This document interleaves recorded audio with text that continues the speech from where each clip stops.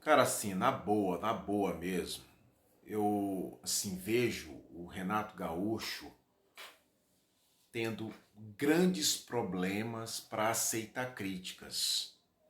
É assim que eu vejo hoje o Renato, tá? E pautando pelo respeito que a gente precisa ter pelas pessoas, ainda que a gente cometa um excesso aqui e outro ali, quando falamos algumas coisas que às vezes são incompatíveis, né, com a dignidade, com o respeito que a gente precisa ter às pessoas. Mas o Renato, ele precisa entender que ele não é o melhor técnico do mundo e que ele está longe disso, pô. E o Renato, às vezes, ou sempre, ele se comporta como tal, cara. E quando ele não tem os resultados esperados, que os times que ele treina não ganham, ele vem com um desvio total de foco.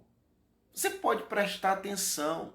Vamos pegar, por exemplo, na época que ele estava no Grêmio, que ele vivia dizendo que se ele tivesse, por exemplo, um orçamento de 200, de 300 milhões, que se ele pudesse contratar quem ele tivesse em mente para contratar, seria diferente. Em outras palavras, o time dele não ganhava, ele não perdia nunca.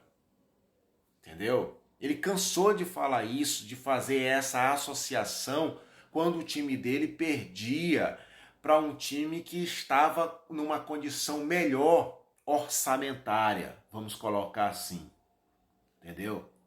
Cansou de falar isso.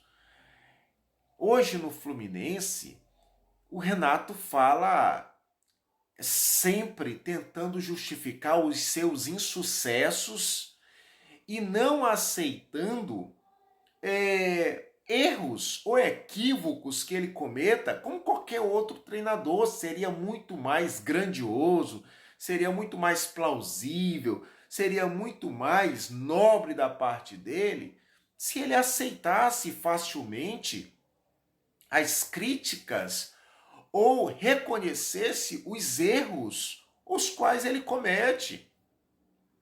Entendeu? Tirando, por exemplo, falando do jogo especificamente contra o Lanús, que valeu a eliminação do Fluminense, tirando o Hércules, que ele disse que o Hércules não conseguia ficar em pé no intervalo do jogo e por isso o Hércules pediu para sair, né? Mas tirando essa substituição que fugiu ali vamos dizer assim, da autonomia dele de manter o jogador em campo, mas se a gente for pegar as outras substituições, foi triste, cara. Foram substituições equivocadas. Porque quando ele vai tirando quem estava melhor no jogo, como o Serna, como o próprio Canóbio, entendeu? Ele vai fazendo com que o Fluminense perdesse poderio ofensivo, ou pelo menos perdesse, vamos dizer assim, aquela vontade que estava apresentando no primeiro tempo. Ah, mas os caras estavam acabados, os caras estavam cansados, os caras estavam sem mais condição física de permanecer. Cara, então assim, faz as substituições de modo que o time fique equilibrado. Porque ele começou a encher o time de atacante, Kennedy, o Keno lá, começou a botar o time cheio de atacantes. Se eu estiver falando besteira aqui, por favor, me corrijam. Façam as pontuações que vocês entendam, que não bata com o que eu esteja falando, tá? Porque aqui eu não sou dono da verdade, não. Por favor, pelo amor de Deus. Eu estou apenas colocando aqui a minha opinião ou a visão que eu tive ou que eu tenho, tá? Mas, cara, para mim foi isso. O time ficou desequilibrado, o time ficou desorganizado de modo que o time ele não tinha mais, vamos dizer assim, uma forma padrão de atacar e até mesmo de defender. É tanto que pegou o gol, cara, no contra-ataque. E não foi nenhum contra-ataque, tipo assim, mortal. Porque o Lanús, quando chegou para fazer o seu gol de empate, ele trocou passe, ele trabalhou a bola. É tanto que foi numa metida de bola ali do camisa 10, que é o melhor, me foge aqui o nome dele agora, tá? Que é o melhor jogador do Lanús, que é o único cara de criação do Lanús. O Lanús tem muita dificuldade de criar. É um time que, se a gente for fazer a comparação técnica com o Fluminense, está muito abaixo. Está muito abaixo. E talvez essa sensação ela de frustração fique ainda potencializada por conta disso. Porque daria tranquilamente para o Fluminense passar contra um time que é inferior ao seu. Mas como no futebol não é só isso que resolve, não é só ter um time melhor do que o outro que resolve, tá entendendo? É tanto que não basta ser só melhor. Tem que ter vontade, tem que ter garra, tem que ter, não é, ímpeto. Fosse assim, por exemplo, Copa do Brasil, Palmeiras e Corinthians, o Corinthians não tinha passado, o Palmeiras tinha passado e o Corinthians já tinha ficado. Se fosse assim, domingo passado o Flamengo tinha vencido do Vasco. Entendeu? Que são times, quando a gente compara elenco, bem superiores aos seus adversários, conforme eu acabei aqui de mencionar.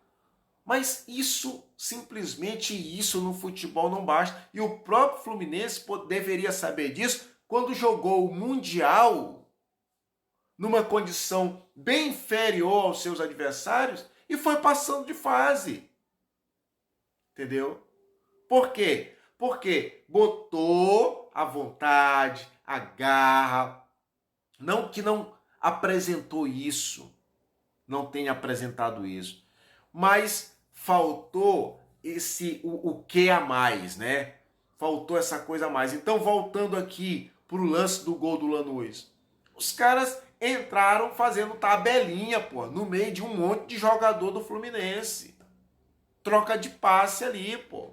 O cara que dá a bola pro 10 armador do Lanús é o mesmo cara que recebe lá na frente e faz o gol, pô. Entendeu? E por quê? Porque o time estava desorganizado, o time estava desequilibrado, totalmente espaçado, sem posicionamento adequado.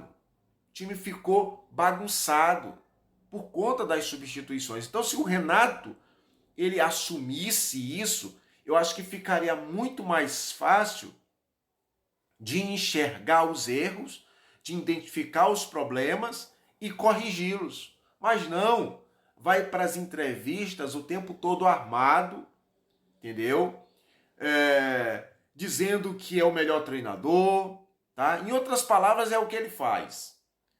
Que ele queria ver alguém de fora vir fazer o que ele faz no Fluminense, não é? Etc, etc, etc, aquela ladainha que todos nós já conhecemos. Ele vai fazer isso só no Fluminense ou no Grêmio, como é de praxe? Não, para onde ele for, ele vai ter esse comportamento, porque é do perfil do cara. E por que contratam o Renato? Porque o Renato, de uma certa forma, ao longo dos tempos, criou um nome, tem um currículo, e aí pronto. Entendeu? Com o Fluminense, com o Grêmio, ele tem uma identificação. Então, vira e mexe, ele está nesses dois times. Tu presta atenção? Ou o Renato está no Fluminense, ou o Renato está no Grêmio. Quando não é nenhum, é nem outro. Né? Nesse intervalo aí, treinou o Flamengo e só. Mas não vai mais para outro canto, porque fala muito a língua desses dois clubes, no que tange a identificação. Paciência. Diz que pediu demissão, né? Vamos ver o que vai rolar daqui para frente. Abraço.